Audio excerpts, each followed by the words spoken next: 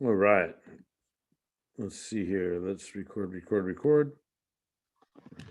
All right. I am recording now and it's 7:59 p.m. We're just I guess a half a minute in front of 8 o'clock. Okay, there we go. 8 o'clock. Welcome everyone to another installment of Get a Clue in 52. I am coming from Atlanta this week. I was in Atlanta here last week. Here we are again, another Sunday. It's 11 o'clock for me. I normally do these at 8 Pacific time, but since I'm on the East Coast, it's 11. I decided to keep the timing consistent, but I'm ready to go to bed. So we're going to go ahead and do what we always do, which is read a tip from the book, Get a Clue in 52. I'm going to pivot into group conversation just in case anybody joins me on Zoom. I'll talk to anybody that comes on board and answer any questions, discuss either the topic at hand or anything anybody wants to discuss with me, with the caveat tonight that I'm looking forward to going into bed real soon.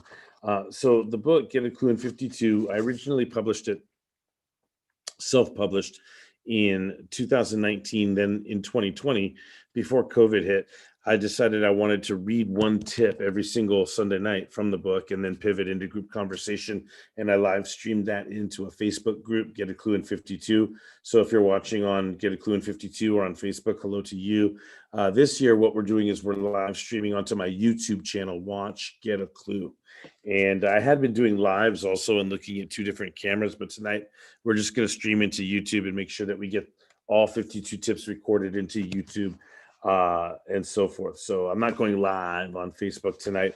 I don't need to invite any extra interactions for myself tonight. I want to read the tip, be brief, get it recorded and loaded, and then move on because I'm tired. It's been a wild week for me. A week ago this time, I was on my way to Vegas to spend a week in Vegas closing escrow on a condo that I bought for my brother.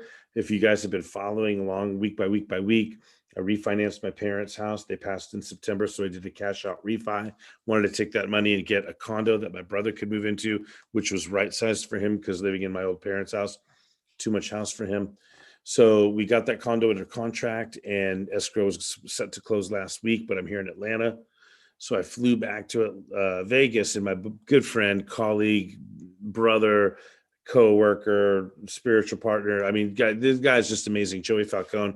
Hats off to Joey. He came from Fort Myers into Atlanta to hang out all week and make sure that AJ was okay, traveling back and forth. And they had a blast together. It was like Uncle Joey in town with AJ all week.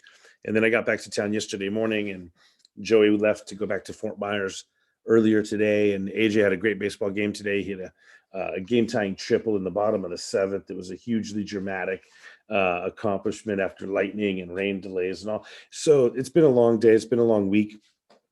Earlier in the week, I also was given an Excellence in Education Award at the same conference. I delivered a keynote speech, so I was able to unleash the integrity game to an international audience of educators and administrators and technologists in the field of education and learning and growth. That was really exciting. So to come back and be able to hang out with my son and Joey and see the success that my son had today. He also threw a good 4 pitches yesterday in his only a pitching appearance so far. He struck out the only batter he faced looking on 4 pitches. So AJ's starting to have some success and we're excited, but we're exhausted. And we're going to go ahead and get through tonight's tip, Get a Clue in 52, and we're going to go to bed. And that's what we're going to do. So, there's 5 categories, 10 tips in each category, except for the marketing section. I put 2 extra tips in there so that I'd have a year's worth, so that, it's kind of pre-planned that I'd be able to come in and do 52 weeks worth of videos reading one tip at a time. So here we are. And the first section, by the way, at the beginning of the year that we covered was communication. We started there. Then we went into marketing and we got all 22 of those tips done, communication and marketing. And now we're in the networking section, and it's tip number 4 in networking tonight, which is tip number 26 overall. And to review the tips that we've covered in networking so far, very briefly, number 1, develop an elevator pitch, right? If you only have the amount of time it takes to ride up or down an elevator, how would you get somebody to be interested in you or your business or your product or your service or whatever it is? Okay. So we know that we want to quickly say who we are and What do we do that's so vague? More importantly, what problems do we solve? And more importantly than that, how do we solve them better or different than anybody else? So those are ingredients of an elevator pitch. Tip number 2 is to repeat number 1, making the point that I don't believe we should have one elevator pitch. If in fact it's true that we do more than one thing, or solve more than one problem, or help in more than one way, or have more than one competitive advantage, or serve more than one target demographic. So repeat, tip number 1 is tip number 2 is to have many elevator pitches, or to put yourself in a position to be able to come up with an elevator pitch on the spot that may be different from the last one you did, because the one that you're coming up with on the spot is appropriate to who you're talking to at the time, who's probably different than the last person you talked to. So being able to pitch appropriately to the circumstance, the situation, the people that you're talking to in the moment, but being able to do that by command of all of the problems you solve and all the ways that you solve them better or different than anybody else.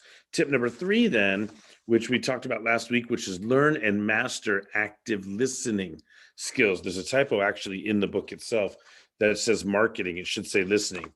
Listening skills. The best way to listen is just to ask good questions, and then you'll have a lot of good stuff to listen to. I digress. And that takes us to tonight, tip number 4. So tip number 4 is look for synergy. I'm going to go ahead and read it word for word. I'm alone here. Nobody's with me on Zoom tonight, which is actually a blessing of sorts. So I can just read the tip and go to bed. But normally I love interaction. So if you're watching this on YouTube or recording in the future and you want to jump in and be a part of Get a Klu in 52 and you want to hang out, it's very simple. Just go to tinyurl.com/getaklu, GETAKLU. Anytime I'm doing these live at 8 p.m. Pacific time, just jump on board under the Zoom side and wait for me to finish reading the tip, and then we'll get into a conversation. And that's the way we do it. Here we go. Tip number 4, page 70, Get a Klu in 52. Tip number 4 from the networking section. Tip number 26 overall, which means we're halfway through the year right now. Oh my goodness. Can you believe how badly we were looking forward to 2021 and now it's halfway over? My goodness, I digress. Here we go. Page 70.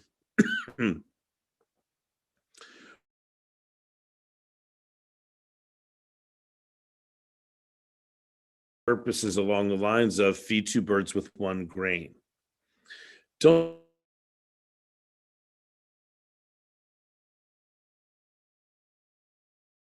you can attach to the networking event?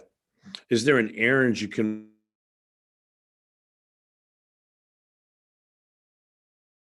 Is there someone you've been meaning to catch up with that might want to join you at the event?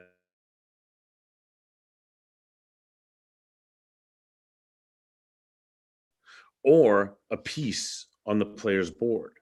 If all you do